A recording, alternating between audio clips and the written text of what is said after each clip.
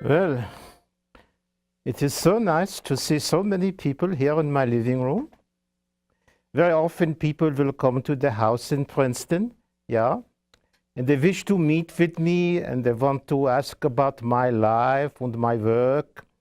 We have students that come and there are tourists that want to be here. Well, ordinarily I would serve you some lemon pound cake and perhaps your favorite tea, but my housekeeper, she has gone to visit a friend, so I am afraid that I will not be able to provide you with any refreshments, yeah? It is customary for me to I will have a little bit of questions. I will ask the questions and you will provide the answers. So you must listen very carefully, yeah? So I have been here in Princeton since, well, when did I come here with my wife? It was 1933, yeah? And I come here as a refugee from Germany. Well, you know the history, you know what was going on. And so we settled here in Princeton, and I have been here now for 15 years. And I am working at the Institute of Advanced Studies at the university. And I continue to work on my own theories. And every morning when I get up, I always have a bubble bath. Yeah. I love to have the bubble bath. The bubbles, they will tickle me. And then when I come downstairs, the housekeeper, Herta, she will prepare for me eggs and toast.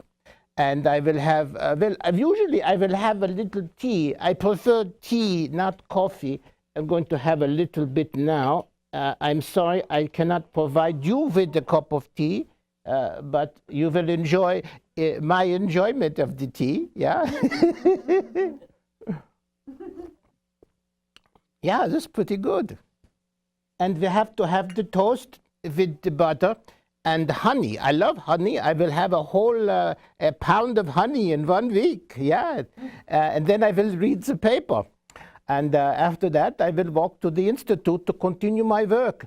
Well, usually I will have assistant, and they will do all the equations on the blackboard, and I will tell them what I want them to write. You know, I am trying to find a way to connect the world of the cosmos with the world of the subatomic particle, yeah, to make one theory that will explain everything. from the way the planets and the galaxies are moving right down inside the little atom, yeah, the subatomic world, the quantum world. And I must confess that my colleagues think that I am wasting my time. And it was Oppenheimer. Perhaps you have heard of Robert Oppenheimer. He was the one in charge of the Manhattan Project, and well, he called me cuckoo. Yeah, to my face, he called me cuckoo. But I am persistent, and I will continue the work. Yeah, and well, I like to go for a little walk. This morning, before you all arrived, I went with the walk around the neighborhood. And there is a little girl, and her name is Adelaide. And well, she was having trouble with the homework in mathematics.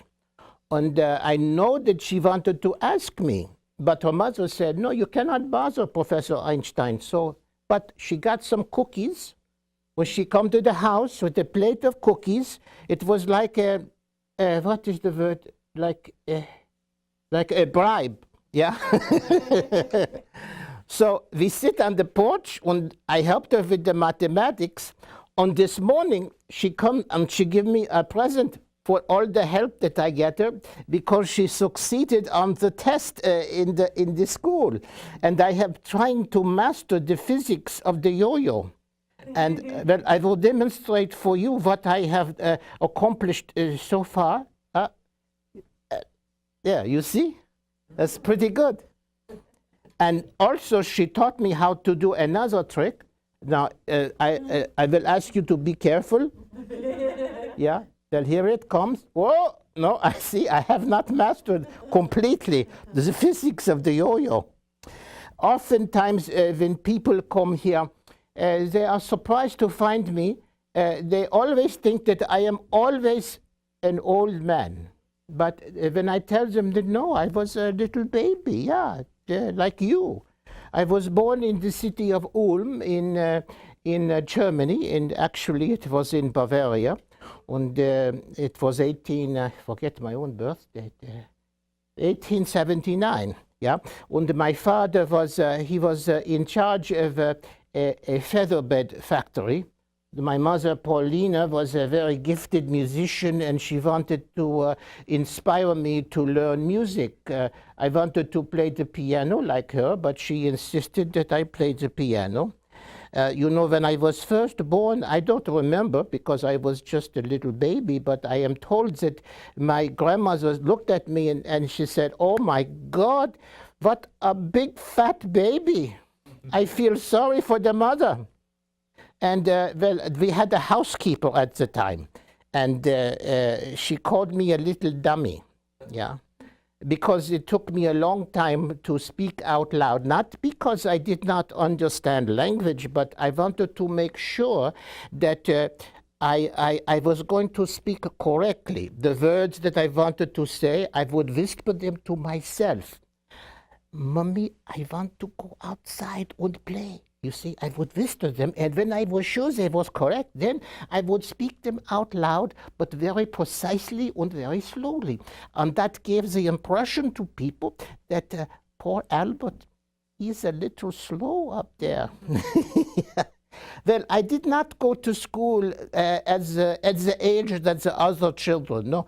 Well, I stayed at home. We had a tutor to come to the house, and the woman was trying to instruct me in the violin. I had a terrible temper. You know, we moved from Ulm to Munich in Germany because my uncle Jakob, he was an engineer, and he convinced my father to sell the company to make the feather beds, yeah. And they would manufacture electrical generators, because now that was something that was so new. Everybody wanted to have electricity in the house, yeah. And so they thought they was going to make a lot of money. So we all went to Munich, and I don't remember everything except when I was about 2 or so. My mother said to me, "Albert, very soon we're going to bring you a new toy to play with." Well, I was excited because I love to play by myself. I would make a house of cards. I could make it 14 stories high, yeah. I much preferred to be by myself, and I did not like to go outside and play with the other boys. Everything was so competitive. That was not my way.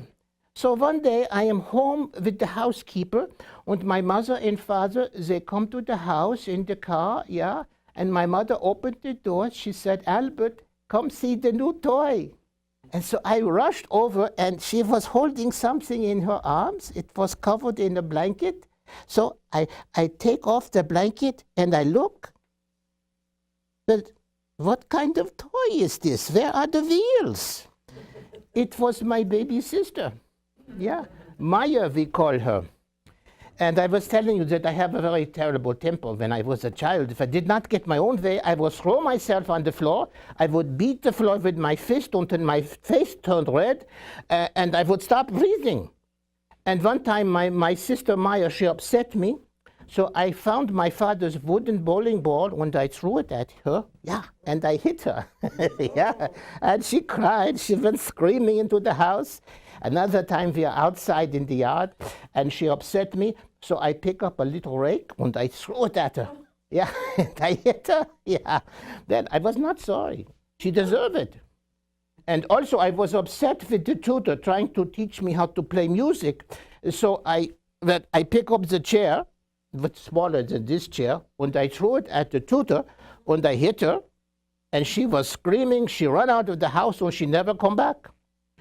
Well, when I was, I don't know, 6 years old, I started to go to school in the second grade. And again, people, they will say, well, we hear that you had a difficult time in school, that you was a very poor student, but that was not true. I was a very perfect student. The only problem was I did not like school. And I was abhorring the way the teachers in Germany, they instruct the students. They treat the students like little soldiers. You have to march, you have to know when to stand, when to sit, when to go to the bathroom. That was not tolerant to me. I preferred to go at my own pace. So I had a problem in the school. When the teachers, they were always happy when I was not there. Yeah. Oh, I want to tell you something. My father was a very generous man and a very kind man, but he was not a good businessman. And one time I was sick, I was home, I don't know, I had some kind of a cold. I was 5 years old, and I remember this day very clearly because my father come home and he wanted to give me a little present. And this morning I was in my office, which is on the second floor, and I was going through some old things that I have kept. And I found this, and I will show it to you. It has been with me all my life, yeah. But first, I will ask you. So, what do you think this is? Yeah. Yeah. Well, you might think it is a watch, but you would be wrong. Yeah, it is a compass. You see. Yeah, it is a compass, and I have had with me since I am a little boy. And when my father first gave it to me, and no matter how I turn the compass, the needle will always go in the same direction. It will point to the north, yeah? You will agree with me? But this was a mystery to me. What is going on? And this was, I think, the beginning of my fascination. I wanted to, if reality is like a curtain, I wanted to peek behind the curtain. I wanted to understand what is going on. How is it that the compass always points in the same direction? What are these mysterious forces at work? So perhaps that was the beginning of my career as a scientist, perhaps. Also, my uncle Jakob, I told you already, he was engineer, so he introduced me to mathematics. And every week we would have a student. His name was Max Talmud. He was a poor medical student, and now we was a Jewish family, and it was customary to have a student come, and we would provide a nice meal for the young man and company, yeah? So Max would come to the house, and he was, I don't know, 10 years older than me, 12 years, but we were like friends, and he would always bring me a little present too. He brought me a book of geometry, and all by myself, I solved the Pythagorean theorem when I am 10 years old. Yeah, I'm very proud of that. And soon I was reading Immanuel Kant, and I would discuss philosophy with Max Talmud. And all by myself, I mastered calculus on differential equations. And by that time, I was far beyond Max Talmud. He could not keep up with me. When I was 10 also, he brought me a present. It was a complete set of books on the history of science, the popular science, yeah. 20 volumes, and I read all of them. And it took me, I think it was 2 years, from the age of 10 to the age of 12. Well, I wish to tell you that what I encountered in the books, it changed the course of my life. Because I found out all these people, I will call them knights of reason. Yeah, they went forth to discover knowledge, and they was concerned with the truth. It did not matter to them that they was putting their lives at risk. No, what was important was the discovery, yeah, at their own personal sacrifice. And that these were my earliest heroes, and I wanted to be like them.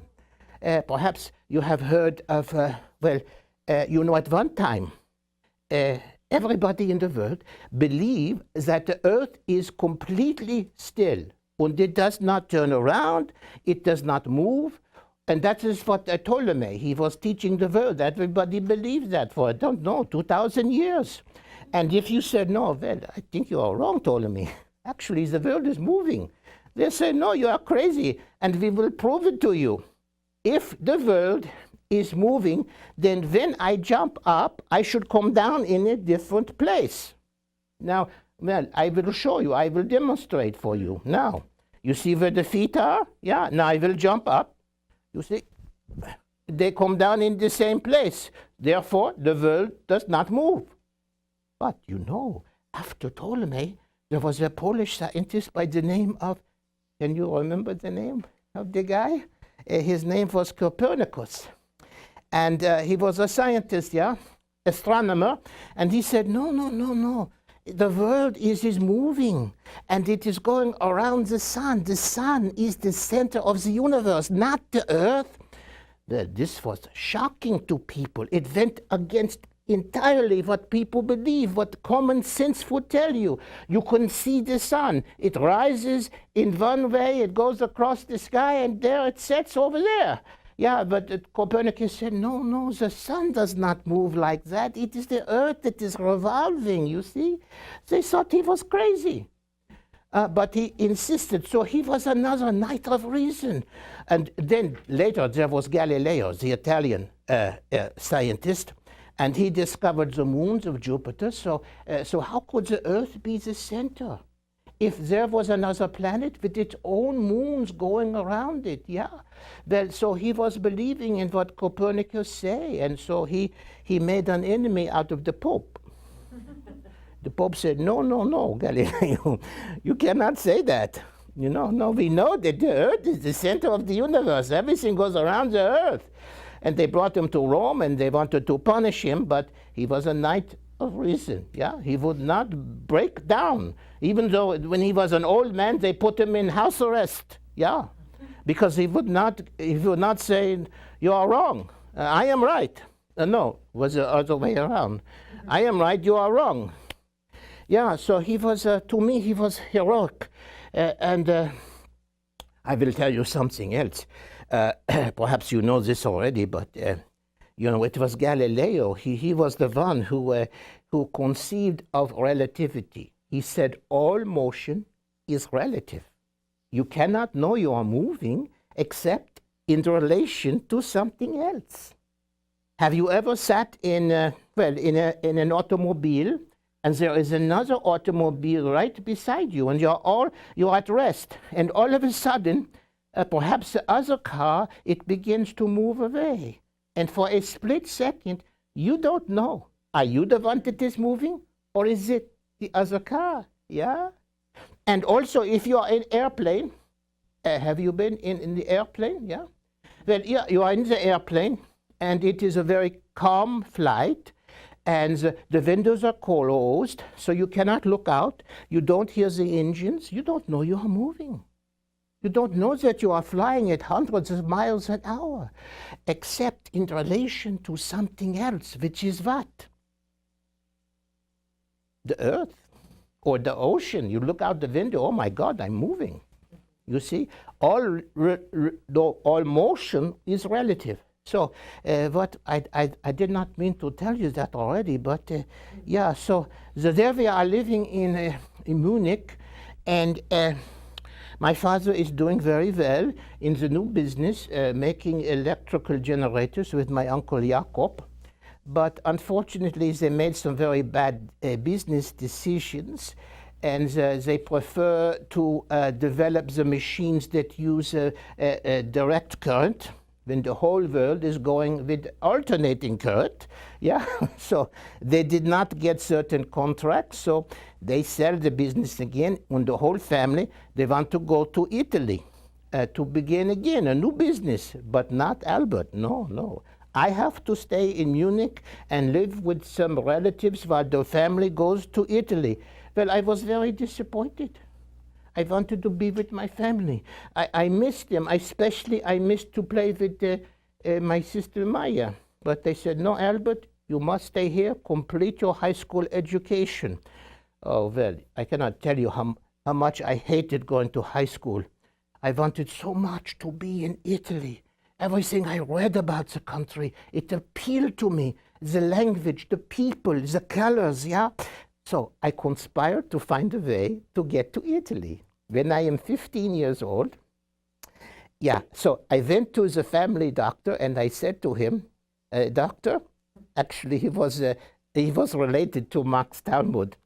I said, if I continue in the school, I will have a nervous breakdown. I will suffer from depression and anxiety. So he wrote a letter and saying to the principal, well, you must dismiss Albert from continuing his studies. And so I show it to the headmaster.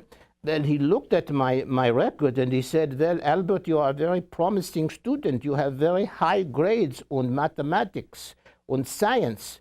And so we will let you leave. The other teachers heard about that. They was very happy that I am gone. Finally, we are rid of that boy. I pack up my things and I take a train from Munich to Italy. I am 15 years old. I show up on the doorstep of my family. They are so surprised to see me. Albert, what are you doing here? You're supposed to be in Munich. I said, but Papa, I don't want to be there. I want to be here in Italy. I want to go to the university in Zurich. I am 15 years old. And my father says, all right, I will give you the train fare. You can go to Zurich and you can take the entrance exam. But you should prepare first. I didn't feel I had to prepare. I was doing very well in science and mathematics. So 15 years old, 2 years too young to enter the school. I went to Zurich and I took the exam. And how do you think I did? Yeah, I failed. Yeah, well, because I was not paying attention to the subjects did not interest me in high school. Well, I call high school. Yeah, I was not paying attention to history and French. Yeah, I did very well in the science part and the mathematics. So the headmaster said, well, Albert, why don't you complete your studies, come back in another year or so, and take the exam again. So I went back to Milan, and I told my father, and so I spent the whole summer by myself. Well, I was reading, and I was taking long walks in the countryside, and finally, my father had me sit down. He said, Albert, what am I going to do with you? You are what we call a high school dropout. What are you going to do with your life?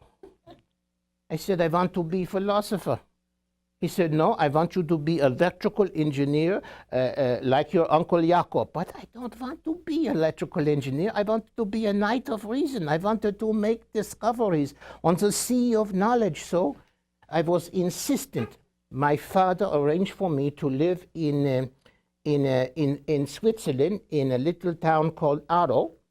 And I would live with the family, the Ventler family. And Professor Ventler was teaching at the school. And it was completely different from the school system in Germany. And it was a kind of system where they value curiosity and imagination, and they want the students to pursue their own interests. And I am living in the Ventler household, and Professor Ventler and his wife, they have a large family, including a very beautiful daughter. She was so beautiful. Marie Ventler, she was my first romance. I fall in love with her. And that is when I discover that I am also a poet. Yeah. So I am composing little love poems for Marie. And when she is not home, I will fold them and I will put him under the pillow where she sleeps. I will put them in the cookie jar, so when she comes home from school to get a cookie, there will be a poem from Albert.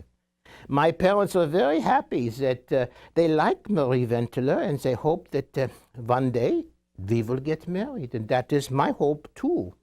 Well, 1 year passes, and I take the entrance exam again in Switzerland. How do you think I do? Well, I pass. Yeah. And I enter the Zurich Polytechnic Institute, and I will study physics and science.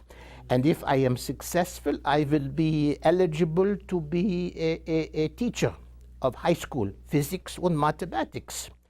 Well, on the first day in the physics class, a woman walks into the classroom. She is the only woman in the whole school, and she wants to study physics. She wants to be a physicist. Well, I forget about Marie Ventler.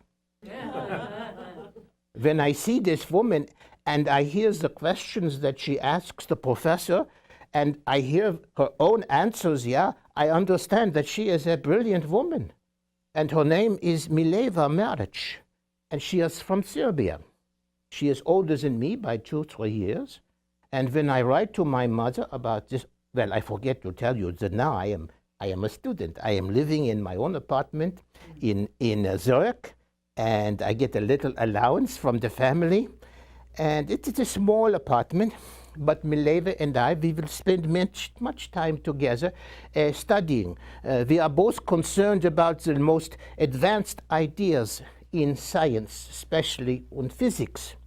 And we are, you know what happens when you spend a lot of time with somebody that you feel compatible with. Well, it is inevitable that you will fall in love. So that is what happens. We fall in love with each other, and my mother is completely against this. She does not like Mileva. Mileva is an older woman. She is not Jewish, and she is a foreign person from another country. So she wants to discourage the relationship entirely. But I have to write to Marie's mother in Aarau, Switzerland, to explain to her that I will not be coming home for the holidays. I make up all sorts of excuses. I don't want to break Marie Ventler's heart, but nevertheless, her heart is broken because there will be no marriage between me and Marie Ventler. And well, I can only say that I loved Mileva so much. We were so compatible. And when the 4 years are over, I take the final exams, and I was very worried because I did not go to my mathematics class. I did not take any notes at all. So I went to my good friend Marcel Grossman, who was there in the class every time. He took excellent notes. He gave me the notebook, so I was able to pass the test. And I was qualified to be a high school teacher. Unfortunately, Mileva, she did not pass the final exams. Yeah. That was difficult for me to believe because she was such a brilliant person. I can only explain that failure because she was spending so much time with Albert. Yeah, maybe too much time because she became pregnant. Yeah, and well, we are not married, although we plan to get married.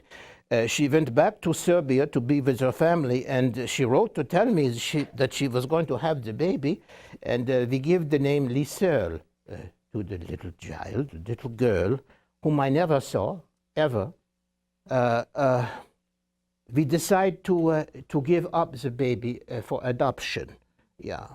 And so when Mileva finally returned to Switzerland without Liesel, so I never saw her. And I think that it affected Mileva. She was never the same. She carried this great weight in her heart. Well, I should also tell you that along the way, I am finished now with the studies. I need to have work. So I wanted to be a graduate assistant. It is a common path for people. Yeah. So I sent out letters to universities in Europe, and not a single person responded. Nobody wanted to hire me. And I am desperate. I want to marry Mileva. I want to start a family. Yeah. I am 21, 22 years old. What am I going to do? I think it was one of my professors, Hermann Weber, the physics professor. I believe to this day, he was saying bad things about me, saying, do not have anything to do with this young man. He is nothing but trouble. In fact, he blew up the physics lab. It is true. I nearly blew off my hand. Yeah, I was never one to become an experimental physicist. I much prefer to work right here. That is where I do most of my work here, yeah. This is my laboratory. And so I am desperate. Nobody wants me to be graduate assistant, So what am I going to do? I become substitute teacher. The worst occupation I have ever had in my life. I think it was getting revenge for the time when I am a little boy throwing things at people I don't like. Yeah, so the students, they throw their chairs at me, their papers, their pencils. I lasted for 1 month and I had to leave. So I put an ad in the paper for anybody want to come, and I will tutor them in mathematics and physics. And very soon thereafter, some young men come to the apartment in where I am living now. I am in Zurich, yeah. And there are 3 young men. They don't all come at the same time, but we discovered that we have a lot in common. And so we call ourselves the Olympia Academy, just to make fun of the professors in the ivory tower, yeah. There's Conrad Habicht and Maurice Solovine and myself. And we get together, we spend a lot of time in the coffee houses, we are drinking iced coffee, we are smoking cigars and pipes, or we are coming to my apartment, we spend until 2 o'clock, 3 o'clock in the morning, we are arguing about philosophy, we are reading literature, we are studying the great scientists of the day. When finally, when Mileva comes back from Serbia, she discovers that she wanted to have a collaboration between me and her, that together we would be knights of reason, we would make wonderful discoveries, but I am so involved with the Olympia Academy that she feels that there is so much distance between us now.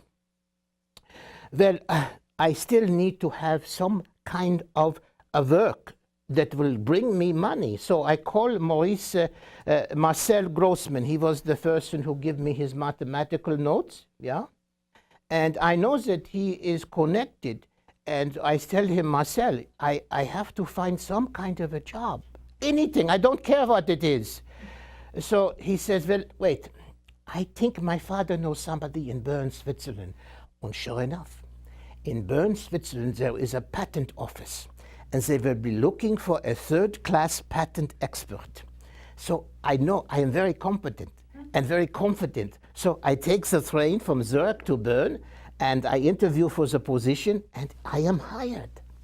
Now I move from Zurich to Bern, I get a new apartment, and I tell Mileva, I have work. I am working 8 hours a day, 6 days a week. I will have the weekends free and the evenings free, and it's a good income. And I like the work. I am reading applications for new inventions, and I have to approve them or not approve them, and I have to write a report. Well, I enjoy the work very much, but there is enough time in the day for me to do my own work right up here.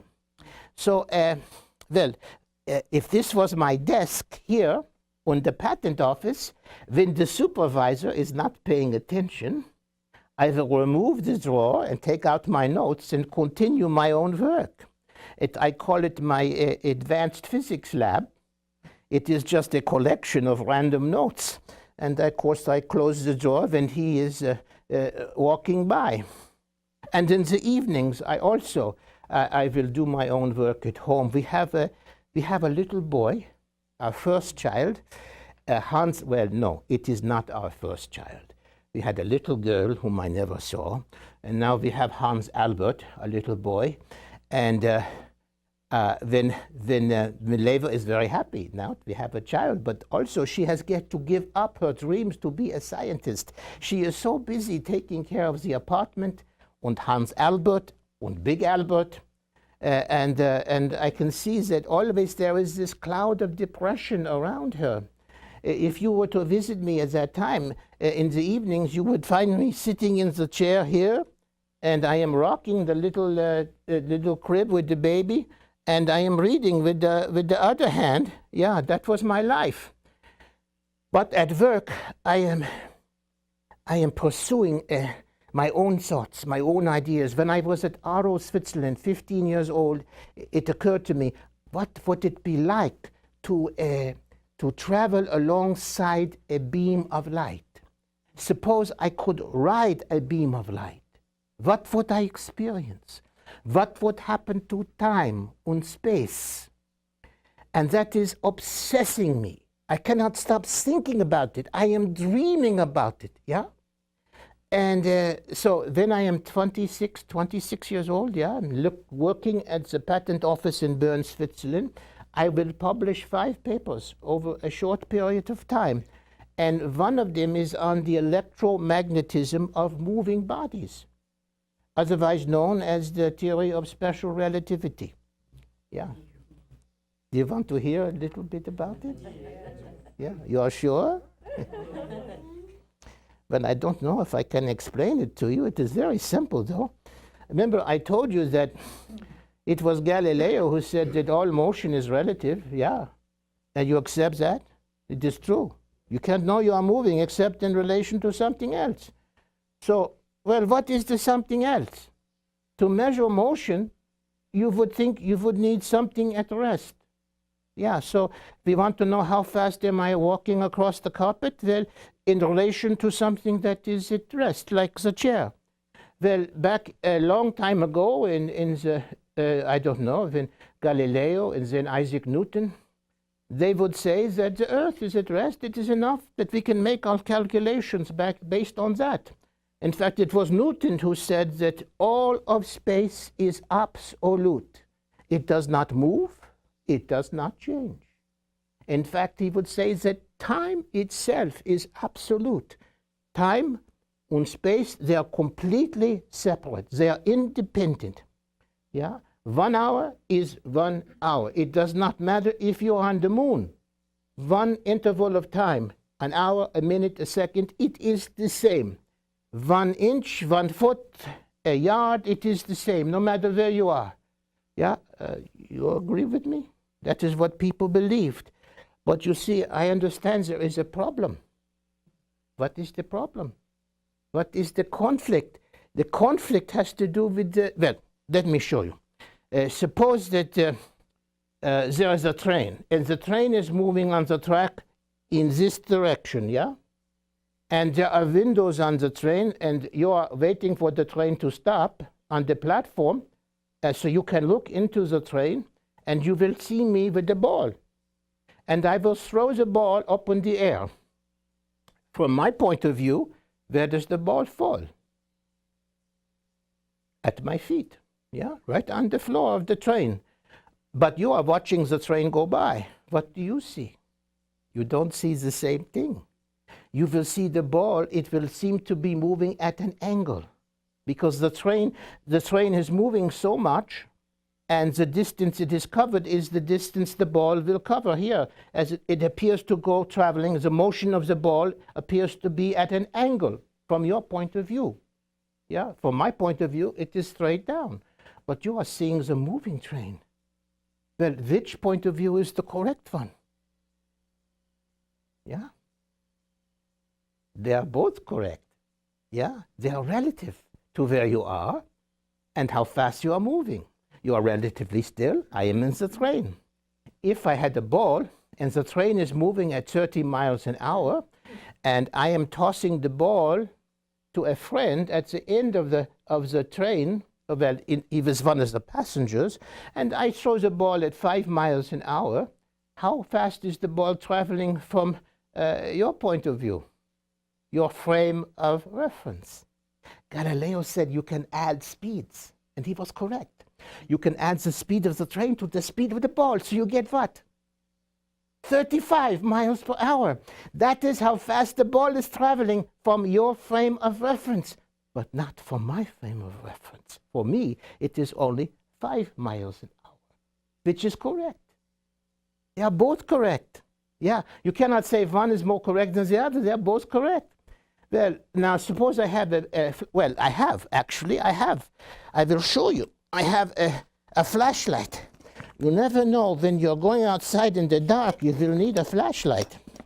Yeah, and we know, thanks to a scientist, the speed of light. Well, how fast is the speed of light? 186,000 miles in 1 second. That's pretty fast.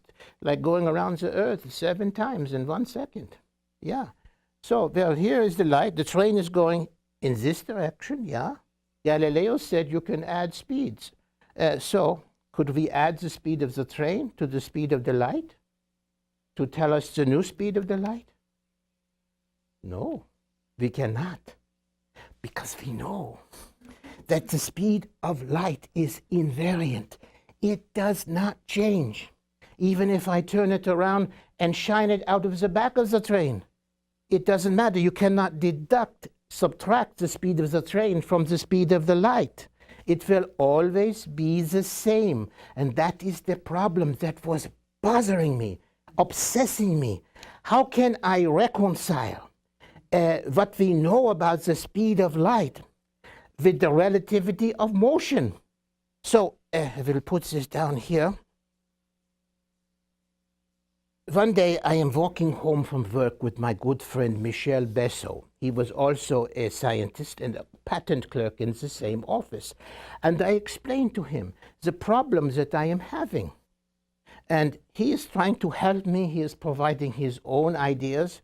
And then it occurred to me, I remember something that Galileo said.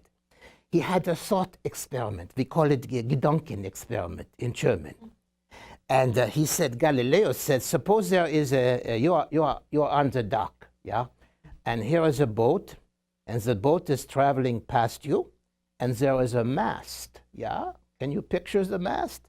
And there is a sailor. For some reason, he is sitting on the top of the mast with a ball. What a crazy man. And the boat is going like this, yeah? When he drops the ball. But from his point of view, where does the ball land? I will give you a hint. Yeah. So I am trying to resolve the conflict between what we know about the invariance of the speed of light and Newton's theory, his mechanical theory of motion. And he would say that all motion is relative. We agree with that. But that he was only concerned with uniform motion, which is one way of moving in a straight line. The speed is constant. It does not accelerate, does not change, yeah? But there was a problem because the speed of light is invariant. I wanted to find a way of understanding motion that would incorporate speeds that are in excess of anything that Isaac Newton imagined. He did not imagine traveling at the speed of light. But let me show you. I have in here a clock. And Newton, on the many of the scientists that would follow, would say there is only one clock for the whole universe. And it would say that 1 hour is 1 hour. Yeah, one interval of time. It is always the same. Well, that is the problem. And I was suspicious of that. Is there such a thing as absolute space and absolute time? Are they completely independent of each other?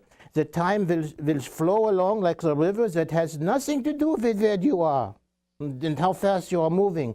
Well, I was suspicious. This could not be.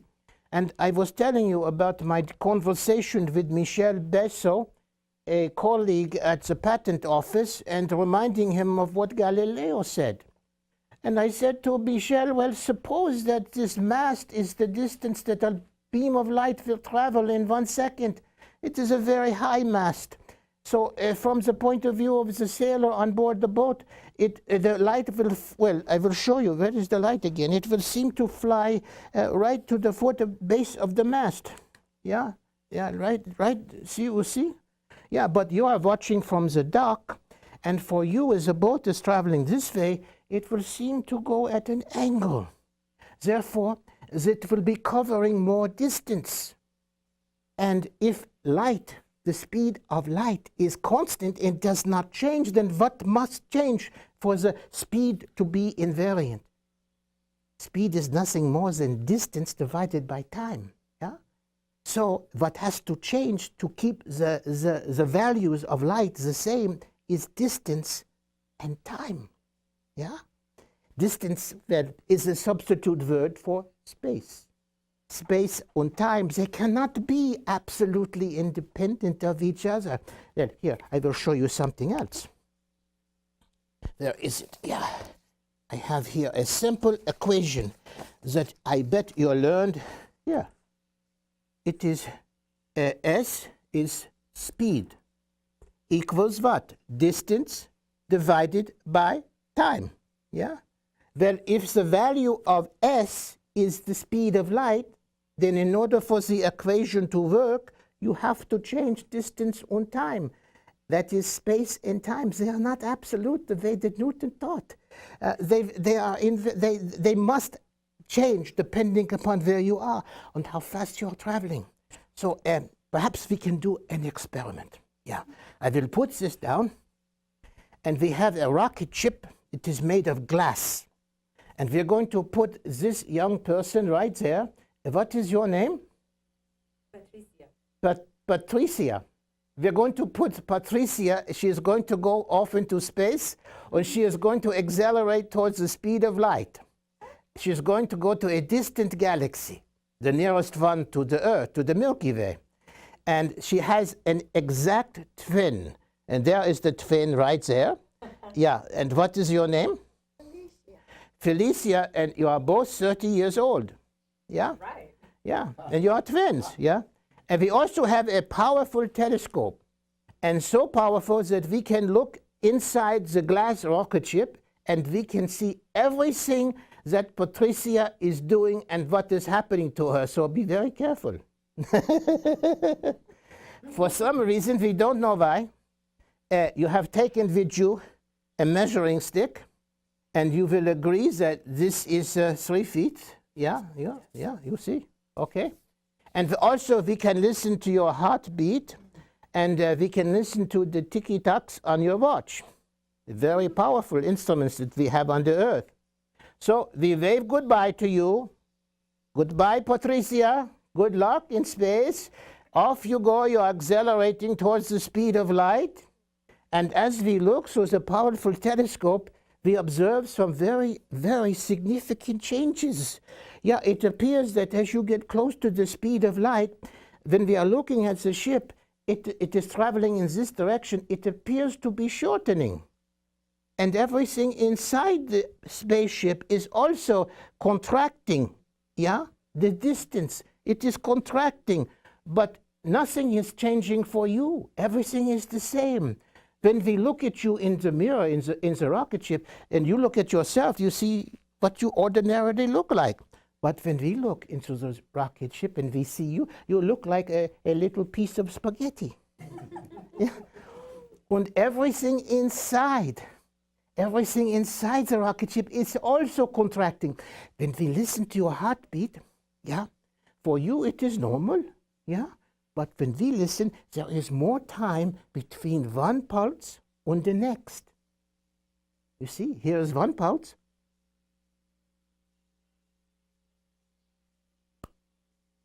Now, you reach your destination and you turn around and you come back. And you are so excited. You want to see your twin and tell her about your experience in space. So you go to Felicia's house and you are surprised to find her a little bit different.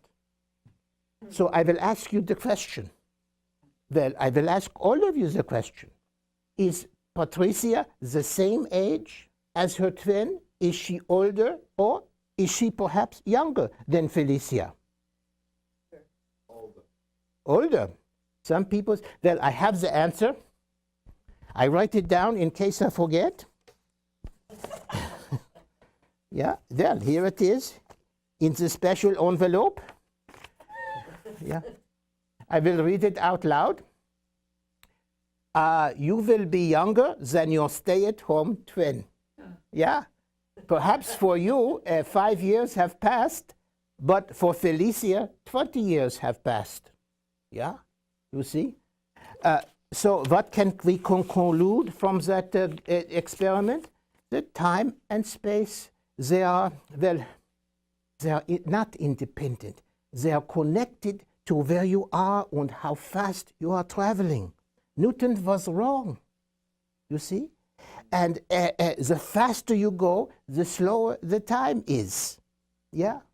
And we can measure this. Now they have special clocks that they will put aboard airplanes, and it is proven that even though the minuscule differences in time, yet a plane that is traveling at a very high speed, the clock will tick more slowly than the same clock on the Earth.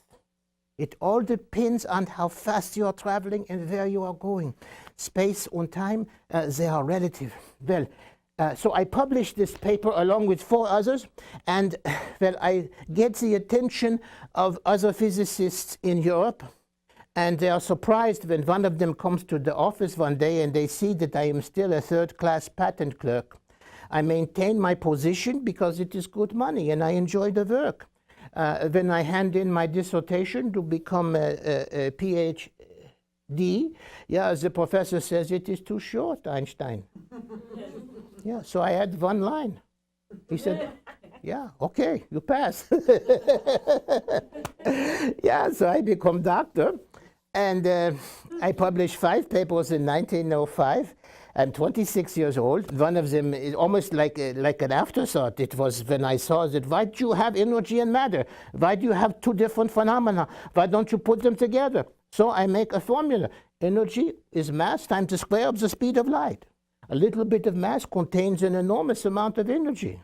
Yeah.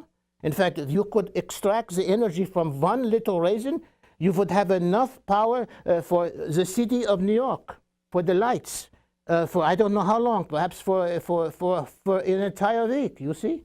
Yeah, so this was a very important progress in my own life, the theory of relativity. Yeah, special relativity, which only applies to one kind of motion, that is uniform motion in a straight line. Well, what it does not include is gravity.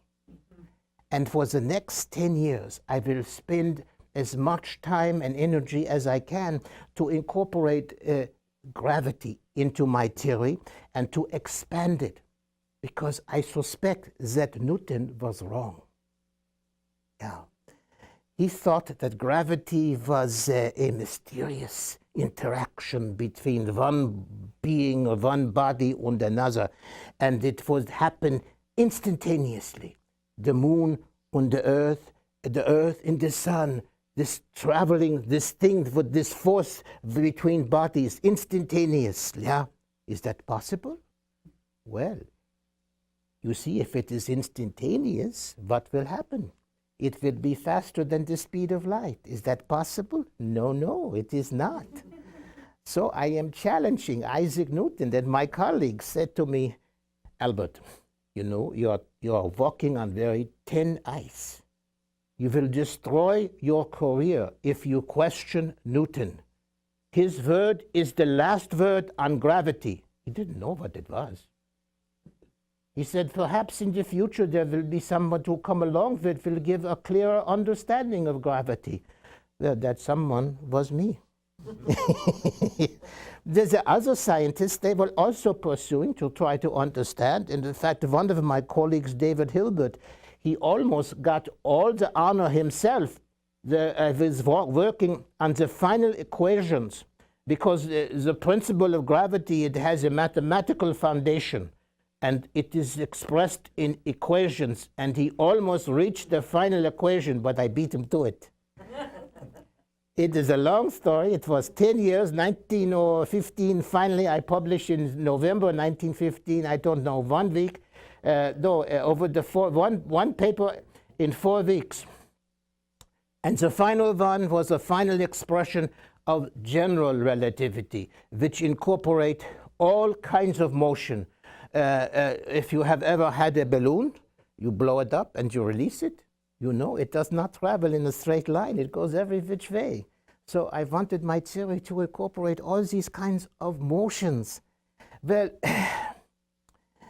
there was so much happening in my life through that time. My marriage with Mileva, it is not going well.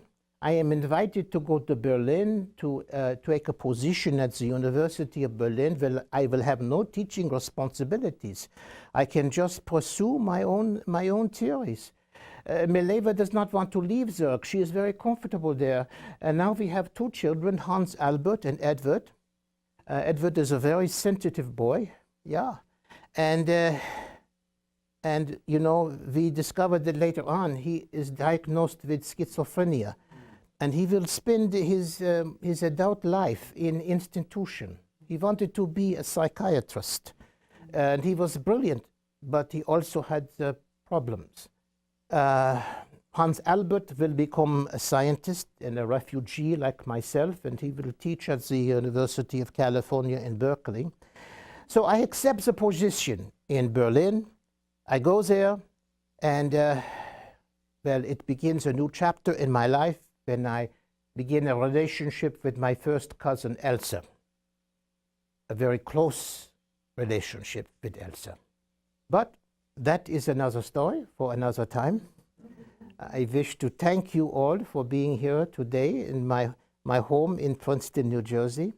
And yeah, and I hope that you are comfortable, and perhaps if you have a question or a concern, you wish to speak with me. I know that people, they will ask me, you are involved with your first cousin, Elsa? That she was a lovely woman. She was very different from Mileva. She wanted to be like a mother to me, and that was fine. I needed a little mothering. Yeah, she would tell me what I had to wear when we would go out to a formal event. And she said, Albert, you should wear socks. But, you know, I don't have to wear socks if I don't want to. I am a grown person. But one time we are going to a special dinner, and I could not button the white shirt, so I didn't want my hair to poke out. So I sewed the shirt shut. Yeah, and I was like this the whole evening. Yeah, trying not to pop the threads. We sit down, there's many people at the table, and they serve dessert, ice cream. I couldn't find the correct spoon, so I take the little salt spoon to eat my ice cream. And the waiter had to come by and say, Professor Einstein, I think you want to use the bigger spoon. Yeah. Well, fortunately, Elsa was by my side, and she would correct me and help me improve my manners. But one day I said to her, if so people are so concerned about my appearance, then why don't you just open the door to my closet and show them my clothes? Yeah, it is true. Yeah, so, but nevertheless, she was a very socially conscious person, and when we have entertainment, we have people. Yeah, we have people come to the house. Yeah. So I am, like today, we have, unfortunately, Elsa passed away in 1936. But I don't want to go into the details. Suffice it to say that I am happy that you are all here today. Thank you all for being here.